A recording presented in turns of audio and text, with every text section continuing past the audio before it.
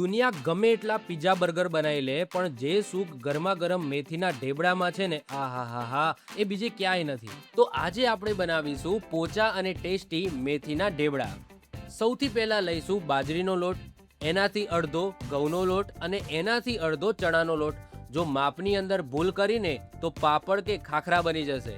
હવે ત્રણેય ભાઈઓનું મિલન કરાવીને એની અંદર નાખો હળદર, ધાણા જીરું, તીખું તમતમતું મરચું અને જીવનમાં જરૂરી હોય એટલું સ્વાદ અનુસાર મીઠું.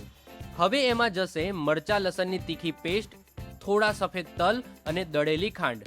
હવે લોટ બાંધવા માટે એની અંદર નાખીશું 2 થી 3 ડોકલી તેલ અને નવડાઈને પધરાઈશું લીલીછમ મેથી. હવે બધું મિક્સ કરીને જરૂર મુજબ ધીમે ધીમે પાણી ઉમેરીશું અને મસ્ત લોટ બાંધી દઈશું. હવે ઉપરથી થોડું તેલ લગાવીશું અને મસળીને 5 મિનિટ રેસ્ટ માટે મૂકી દઈશું. 5 મિનિટ થયા પછી એના મસ્ત ગોળ ગોળ પિલ્લા બનાવીશું. પિલ્લા ઉપર થોડો ઘઉંનો લોટ લગાવીશું જેથી એ ઓરસિયા સાથે પ્રેમથી વળગી ના પડે. હવે એને એકદમ સરસ ગોળ વણી લઈશું. હવે ઢેબડાને તવી ઉપર પધરાવીશું, બંને બાજુ તેલ લગાવીશું અને બંને બાજુ 2 મિનિટ મસ્ત ચડવીશું જ્યાં સુધી એના રંગરૂપ બદલાઈ ના જાય. તો બસ આ સાથે આપણા ગરમા ગરમ મેથીના ઢેબડા રેડી છે. એને તમે દહીં, અથાણા કે ચા સાથે જાપટી શકો છો. અને હા, આવી જ સ્વાદિષ્ટ અને ટેસ્ટી રેસીપી માટે આપણી ચેનલને સબસ્ક્રાઇબ કરીને જજો.